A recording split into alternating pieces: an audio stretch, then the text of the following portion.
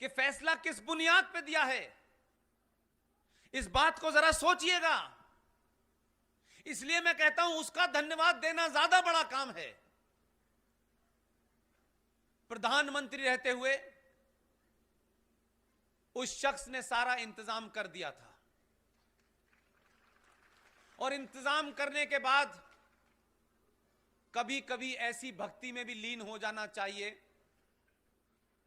कि आपकी भक्ति में कोई विघ्न न डाले। अपने सारे स्टाफ से कह गए मैं पूजा करने जा रहा हूं, और पूजा जब ही करके उठे जब तक अयोध्या में मस्जिद के चिथड़े चिथड़े उड़ गए। उसके बाद बाहर आए, बोले ये बहुत बुरा हुआ है, क्योंकि इस देश को ऐसे ही लोग अच्छे लगते हैं। उन्होंने कहा मैं ऐसे ही बन के दिखाता हूं। अगर उस वक्त बाबर के नाम से यह मंदिर मस्जिद जो बना हुआ था, उस मस्जिद को न तोड़ा जाता, तो सुप्रीम कोर्ट ने जो फैसला दिया है उसमें वो ये कह रही है कि नीचे के साक्ष्यों से पता चलता है कि यहां मंदिर है। अगर अडवाणी जी के अंडर में वो नहीं टूटता तो कहां पे बताते आप? आधा काम उन्होंने किया, आधा कोर्ट ने कर दिया। वही शख्स 24 फरवरी 1994 को एक प्रस्ताव लेके आया और उसने कहा कि भारत और पाकिस्तान के बीच में कश्मीर एक समस्या है, और यह समस्या सिर्फ इतनी है कि जिस कश्मीर के हिस्से पे पाकिस्तान ने कब्जा कर लिया है वो वापस लेना है। लोगों को समझ में नहीं आया कि ये ज्वाइंट सेशन बुला के इस प्रस्ताव को पारित करने की जरूरत क्या थी। लेकिन मैं रिएक्शन बताना चाहता हूं, जब यह पारित हुआ तो भारत के अंदर और भारत के बाहर जो उनके आका हैं उनमें कोई बेचैनी नहीं थी, उनके अंदर किसी किस्म की परेशानी पैदा नहीं हुई। वो ये जानते थे कि जिस पार्टी ने यह पास किया है ये इसको लागू नहीं करेगी, कभी लागू नहीं कर सकती। इसलिए हलचल वहां भी नहीं थी, हलचल यहां भी नहीं थी। संसद वही है, अभी बदली नहीं है। संसद में बैठने वाले बदले हैं। इसलिए 370 और 35A को हटाने को लेकर के जब संसद में बहस चल रही थी तो उन्होंने कहा हम 370 भी हटाएंगे, 35A भी हटाएंगे, और साथ साथ उसी लहजे में कहते चले गए हम पाकिस्तान ऑक्युपाइड कश्मीर भी वापस लेंगे। जब वो ये भाषण दे रहे थे तो पीछे से एक छोटा सा मंत्री उठा और उसने अपनी जेब से पर्ची निकाली। उसने कहा ये जो गृह मंत्री कह रहे हैं ये अपनी तरफ से नहीं कह रहे हैं, आपका प्रधानमंत्री पास करके गया है कि ये हमें वापस लेना है, हम तो संसद और आपके काम को आगे बढ़ा रहे हैं।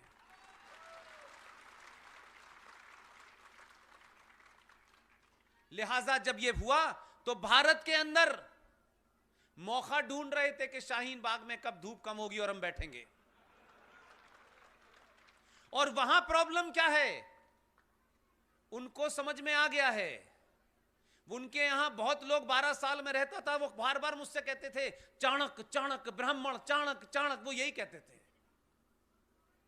मैंने इसके बाद दोस्तों को फोन किया लाहौर में, मैंने कहा चाणक्य की बहुत ख्वाहिश थी, आ गया है, देखो चाणक्य कैसे काम करता है। इसलिए पाकिस्तान के अंदर जो लोग इस्लाम नहीं जानते, जो कुरान मजीद नहीं जानते, कुरान के अंदर नेशन स्टेट का कंसेप्ट नहीं है, राष्ट्र की परिकल्पना नहीं है उनके अंदर। इस्लाम किसी राष्ट्र को नहीं मानता, उम्मा को मानता है। उम्मा का मतलब है कि जो मुसलमान भारत में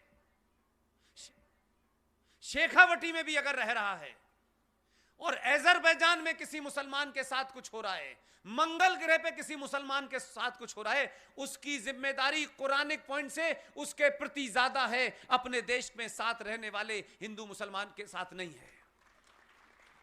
इसे उम्मा कहते हैं।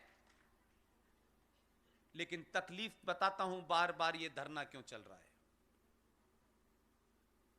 पूरी दुनिया के मुसलमानों को कश्मीर की चिंता है, यहां के मुसलमानों को फलस्तीन की चिंता है। कमाल देखिए, आपकी ताकत, आपकी एकता और आपके अंदर ये जातियों में बटे रहने का जो जहर था, मैं उसको बार बार इसलिए कहता हूं, इसको सोच के देखिए, हम 5000 साल पहले कहां से चले थे, कहां पहुंच गए। आपको अपनी जाति पे घमंड है, आप ब्राह्मण हैं, आप ठाकुर हैं, आप जो भी हैं, उस घमंड को, उस अहंकार को, उस जाति की पहचान को, उस पे खूब गर्व कीजिए, लेकिन अपने घर की चौखट से बाहर निकलिए तो सिर्फ सनातन कहलाइए, सिर्फ सनातन कहलाइए। अपने घर में उस जाति की पहचान को रखिए, उससे जो भी आपको काम करने करिए, मुझे उस पर कोई बात नहीं। जाति घर से बाहर नहीं निकलनी चाहिए, जाति घर के अंदर, घर के बाहर। आप जिस दिन सनातनी होंगे, बहुत सारे लोग, एक है हैदराबाद में एक मदारी,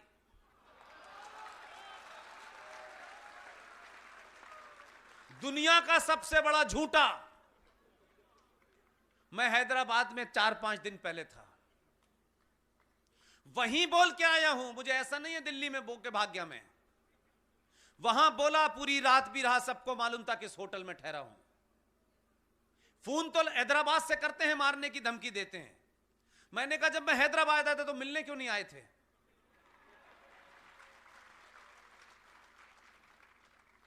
इस किस्म के जोकर इसलिए आपको धमकी देते हैं कि आप नहीं थे।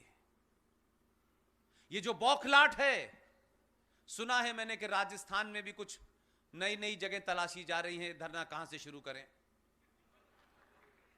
अच्छी साफ सुथरी जगह हो जहां खाना पीना भी मिलता रहे। यकीन मानिए, जो कुछ मेरे पास खबर है, जो कुछ मैं जानता हूं, मुझे पूरी उम्मीद है कि ये धरने नहीं हटने वाले हैं। और मुझसे पूछेंगे मेरी जाती ख्वाहिश क्या है, मैं चाहता हूं अल्लाह करे इस देश की हर गली मोहल्ले में धरना लग जाए। कई 1000 साल के बाद धरने पे आए हो बेटा, धरने पे तो आए हो, अभी उठने नहीं देंगे, चिंता मत करो।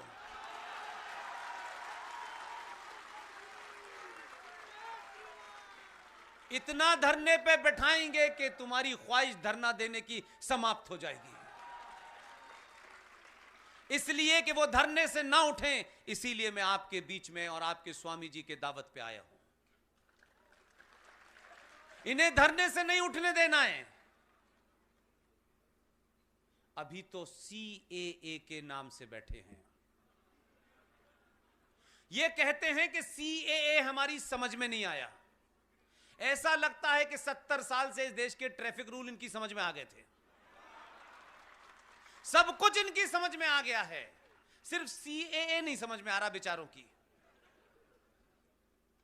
और हमें और आपको कोई गलतफहमी नहीं होनी चाहिए। हम चाहते हैं कि तुम जैसा समझ रहे हो वैसा ही समझो।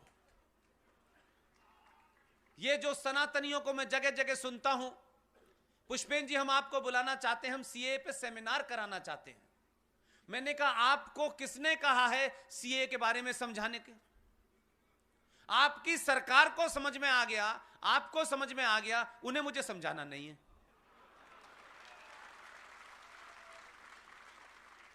इसलिए अभी धरना खत्म नहीं होने वाला, 10 दिन के बाद फिर दोबारा से बैठ जाएंगे। जो थोड़ी बहुत उनकी समस्या समझिए, कोई जान नहीं रहा उनसे कहने के धरना समाप्त